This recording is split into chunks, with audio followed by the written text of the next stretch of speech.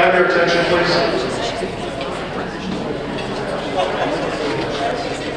Good evening.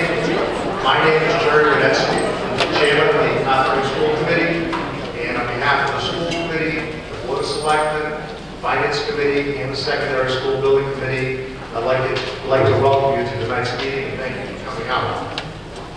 During the next 20 minutes or so, we're going to present to you our plans for the construction of a new high school with new core facilities that will be shared with a completely renovated middle school.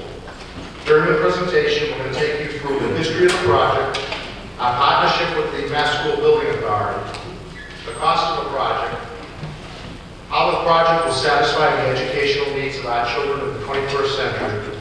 We're going to take a look at the design of the project, take a look at the financing of the project and how it's going to impact our real estate taxes. We'll look at the no-build cost. That is, if we don't do this project, what's it going to cost us in the near future to maintain and repair and renovate the existing schools. And we're going to tell you where we're going to go from here, what the road ahead of us is. Joining me in the presentation tonight is the Superintendent of Schools, Kathleen Willis, the high school principal, John Bernard. John, you want to do a little wait? The middle school principal, Catherine O'Connell, and the Vice Chairman of the Finance Committee, Don Kelleher. He's going to talk to you about the financing and the impact on the tax rate of the project. Before we begin, I'd like to take a minute just to acknowledge the members of the Secondary School Building Committee. This committee's been in place since 2006, and a number of our members have been on that committee since 2006. I don't know if he's here tonight, but that includes our chairman, Chuck Carucci. Chuck has put in an awful lot of work in this committee. Our vice chair is Laurie Witz. Our members, Greg Goebel, Steve Nathan, Aldo Tramatozzi, Danny McGinnis, Ed Stiles, Helen Maynard, Jack Pecora, Phil Gardino, Kathy Willis, our superintendent, Sean Delaney, the vice chairman of the Board of Selectmen, Don Kelleher, the vice chairman of the Finance Committee, Cliff Bowers, the vice chairman of the School Committee, that's all the vice chairman, Wayne Hardager, the director of the School Department's Buildings and Grounds, John Bernard, the high school principal, Kathy O'Connell, the middle school principal, Greg Galaconis, who is the town administrator. And again, those people have put in a countless number of hours getting us to where we are today. Who did I forget? Janine! Oh my God. Janine Ibriano, who's sitting in front of me, and who has dedicated her entire life to this project. I think she's lost family, home, and everything else because she does nothing but act as an ambassador for this project. Jeannie, I don't know how we did that. I want to just briefly take you through the project history. We've been working with the MSBA going all the way back to October of 2009. And in 2011, things really heated up. We began to do a lot of the legwork that was necessary to get approval by the MSBA for this type of a project. Back in the spring of 2011, Superintendent Willis, with her staff and her faculty and her administrative team, put together an educational vision and program needs that were submitted to the MSBA for their review and approval. We then began as a committee to develop and review different design options. We were doing that with our architect, Doran Whittier, and our project manager, Chris Simler, who are both here tonight.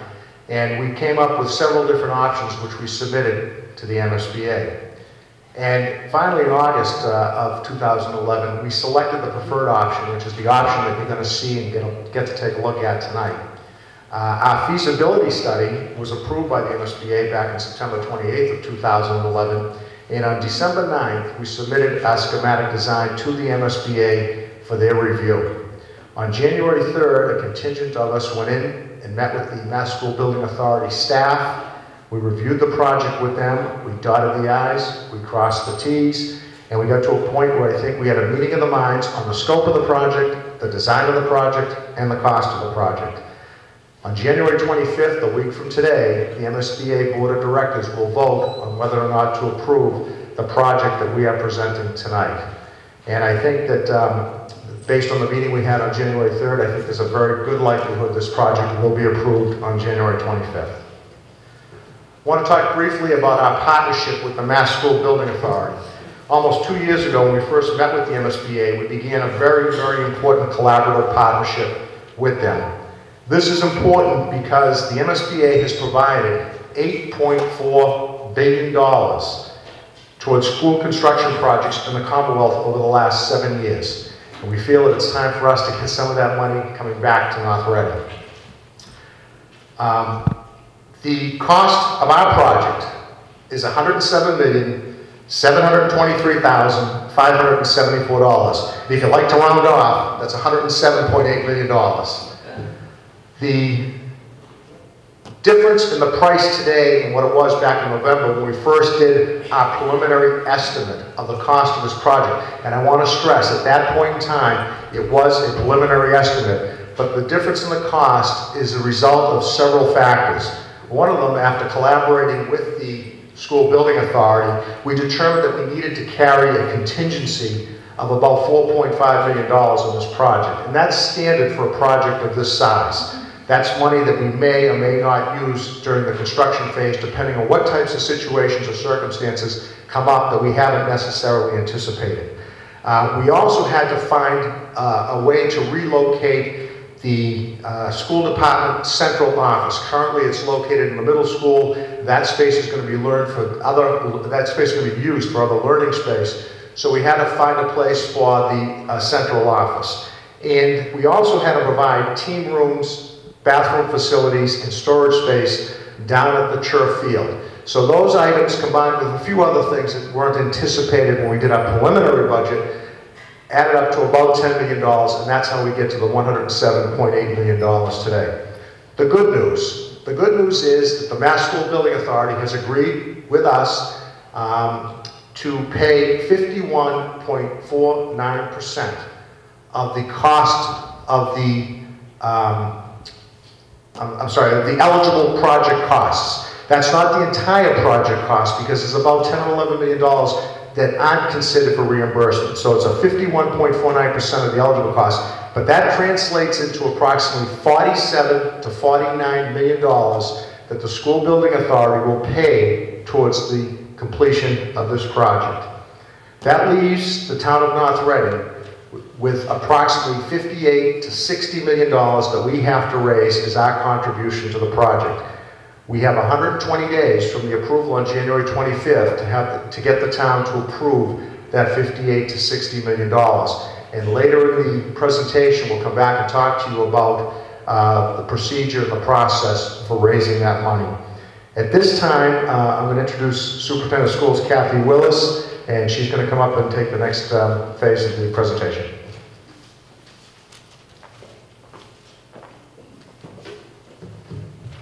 Thank you, and I'd just like to say thank you to all of you for being here this evening to learn more about this project and to hopefully have your questions answered. As we think about 21st century learning, and we think about how we got to be where we are today, I can tell you that one of the major factors that led to the MSBA creating a partnership with North Reading has to do with our current overcrowding situation, also known as increased enrollment. Right now, as you know, we have temporary solutions in place. We have 18 modular classrooms, 10 at the middle school and 8 at the high school, that currently temporarily take care of our overcrowding issues. But just to give you perspective on how we got here, and I mentioned this the last time we came together, but I think it's noteworthy. Over the last 20 years, we've seen a 33% increase in the total K through 12 enrollment in North Reading. And if we break that out for the middle school, at the middle school alone, we've seen a 37% increase. And at the high school, we've seen an incredible 46% increase in enrollment, thus the need for our modular classrooms. But as you know, as with anything that's temporary, those modular classrooms have a short lifespan. And so that's something that we need to deal with in the short term anyway, no matter what we do. But as we take a look at our school building classrooms, they're undersized and they're crowded. And later on, you're going to see the difference between what we currently have and what is proposed based on MSBA guidelines. The buildings were built for a different era. Back in the industrial age, when these buildings were built, they were built for a factory model of education, Desks were in rows, the teacher's desk was at the front of the classroom, and the teacher was lecturing. And that was well and good for a factory model in a factory age of the 20th century. But as we enter the 21st century for teaching and learning, we're now in what's known as the information age. And one driver of that age is technology. It's changed the way that we access and use information. As you know, our students are considered to be natives of this digital age.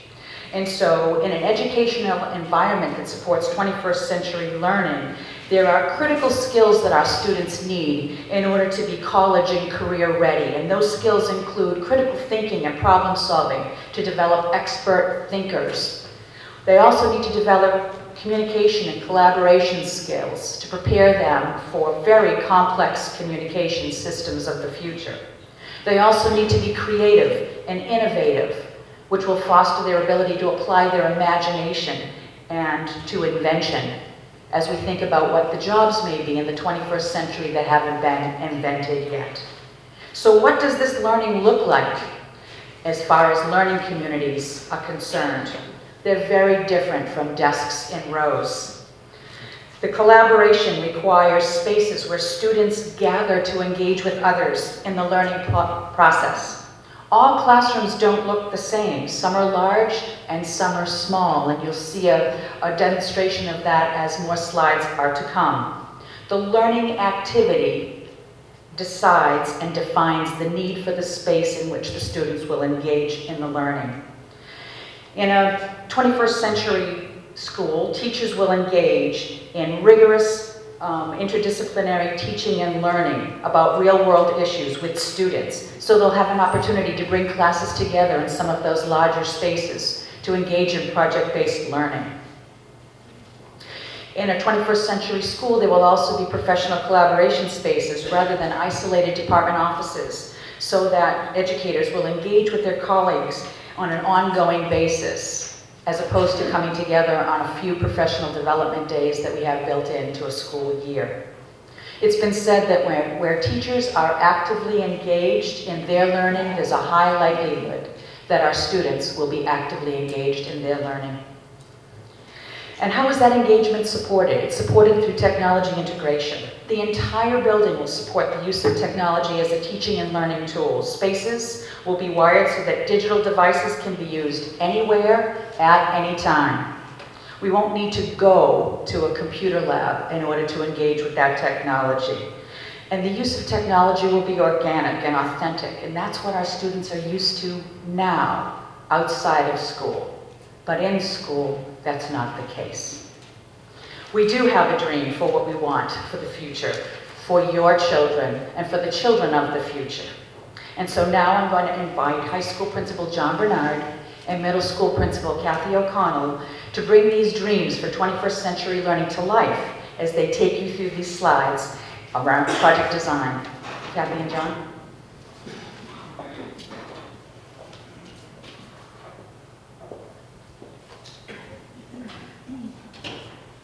Thank you, Mrs. Willis.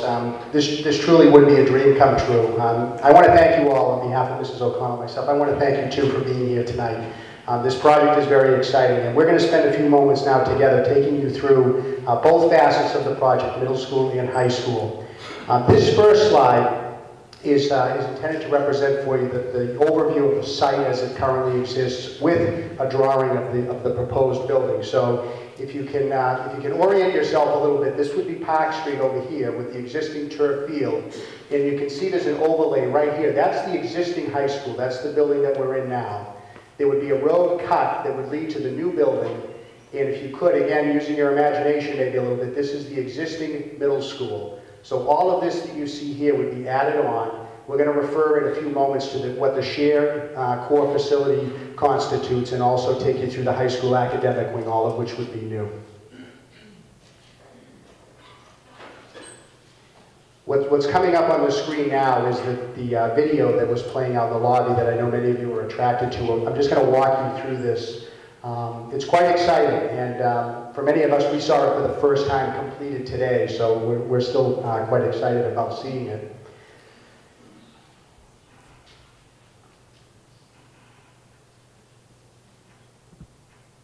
Okay, so the orientation is that